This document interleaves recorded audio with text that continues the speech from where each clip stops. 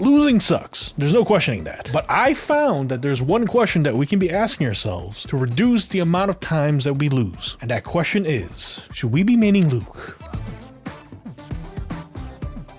So the actual question here is, where am I taking damage? It's a simple question. You lose when your health goes to 0, and it goes to 0 when you take damage. So where are you taking that damage? And as with many things, there are levels to this thought process. So let's start at the surface. And this level is indeed surface level. We're going to try to find the first obvious thing that seems common in terms of what we're taking damage, what's happening to us really often that we don't have an answer for. For example, at some point in the past, I decided to pick up Ryu. And the main reason for that is because I wanted to play a Fireball character. And something that I noticed early on is I just couldn't beat Ken. It was very hard to do. And even without watching the replays, it was immediately obvious. It was the throw loops that were making me super salty. A good amount of people here might think, it's just guesses. What can we do?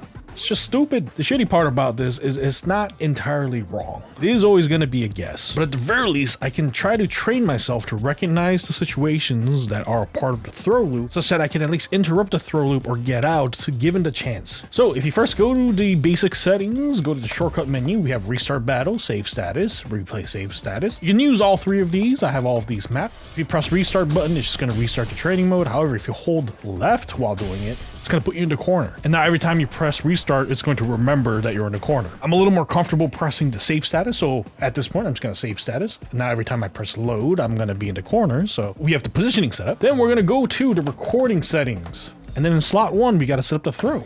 Dash up throw. And then time of throw again.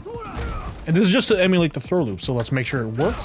We're gonna mash crash light punch. Make sure it is timed, and look at that. You see that counter hit right there? It's meaning it is a meaty throw, and this is a true looping situation. Small side note, when I say meaty in these situations, it means that the attack is going active right at the moment that I'm able to act as I'm waking up. So now we have the throw set up. Let us go to slot 2. Same thing with the dash up throw. And then now, walk up, standing heavy punch. And then we're gonna wanna make sure this was meaty as well. So, reload and dashing crash light punch, and I got counter hit. Look at that, meaty as well. So if I turn both of these on, we're gonna end up in that coin flippy strike throw mix up. So I'm gonna wake up with throw every single time. If they go for a throw, it techs. Awesome. And if Ken goes for a stand heavy punch, I get counter hit. So at this point, it feels like it really is just a 50-50. It's a guess. What's the point of doing this? However, there is a technique called a delay tech, which is exactly as it sounds. You are delaying the tech or the throw defend such that you can block the meaty hit, but still tech the throw. And to show this off, look at the left side, you see those inputs? Look at what timing I pressed that tech. That input does nothing because I'm in the middle of block stun, but if at that same timing, if Ken goes for a throw, it's still within the tech window. So if we turn both of these on, and we just do a delay tech every single time, we should tech the throw. Then eventually, if I keep doing this, I should block the standing heavy punch whenever it happens. There it is. So now we have a foolproof way to defend here. Wrong. There's stuff that people can do to mess with your delay tech. Some common ones are shimmies. So slot 3, we're gonna set up the shimmy. Dash up and throw, much like the others. Walk up as we're gonna throw, and then back off and crouch medium kick. And now look what happens when I try to delay tech.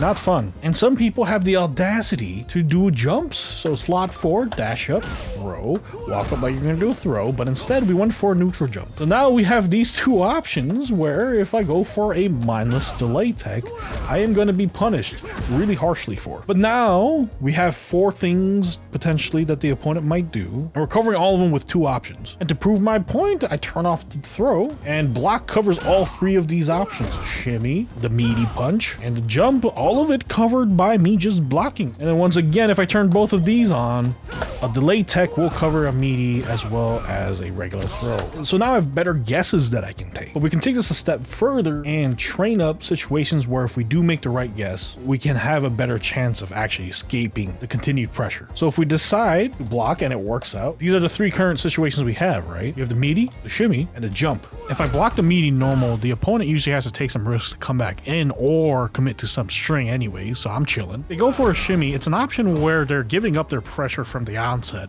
So there's a little pocket that forms that we might be able to take advantage of. And then with that pocket, you can kind of train yourself to maybe be like, well, like a challenge when you see him back off. Maybe you might want to train yourself to jump out as soon as you see him back off a little. And keep in mind all the choices that you might want to decide to do right there. It's still a guess. And with Ryu, I wanted to have a relatively simple and safer option. So I just kind of trained myself to try to see the back walk and then just do a standing light kick. Similarly with the jump, I try to train myself the moment I see this to do a dragon punch. And then what I would now do is just turn on these three, but not the throw, because the moment you turn on the throw, all of this just becomes a guess again. Like the point of these drills aren't to get better at guessing, it's to optimize the situations when you do happen to guess correctly. So we turn all three of these on, and then I gotta concentrate for this. And definitely note this far from covers everything. Like for this exercise, I picked 3 relatively common options. There's so many more. Like with Ken, you can delay your meaty normal, you can do some character specific things. Point being, this doesn't cover everything, so make sure to drill new things and options as you see them come up.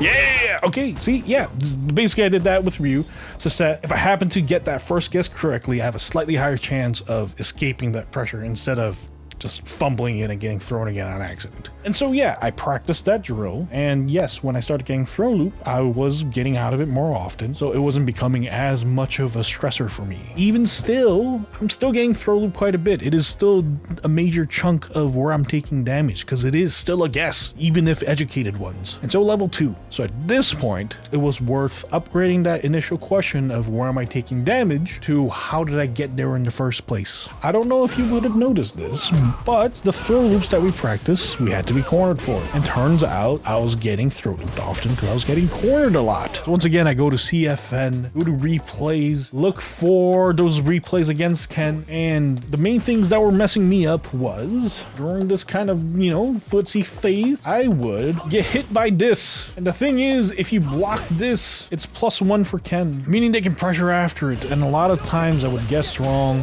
get thrown again, or get comboed, and then the combo takes me to the corner because it's Ken, so that was not fun. And of course, the second one was the Street Fighter 6 special crouch medium kick drive rush into shenanigans. You've seen this combo before, and thus the throw loop begins just from that. But the thing is, these are neutral situations, and I already know the answer to these kinds of things. I've drilled this before. And so I took to the training mode once more, get to just outside the crouch medium range, save state, so that I'm like, yeah. And then we'll go to slot 1, jump, and then crouch medium kick, and make sure I'm holding down back the entire time, so I'm blocking after crouch medium kick. And what this gets us is crouching medium kick, and then they're blocking this entire time, meaning I can practice whiff punishing. And the important thing I did here to really drill in the spacing that I needed to be at. The moment I started to replay, I would start by holding forward to walk into the crouch and medium kick range, and try to come back out before the crouch medium kick actually can land on me. At first, I'll start really easy, right? That's very simple. I'm just kind of tapping forward and holding back. But I keep trying to push it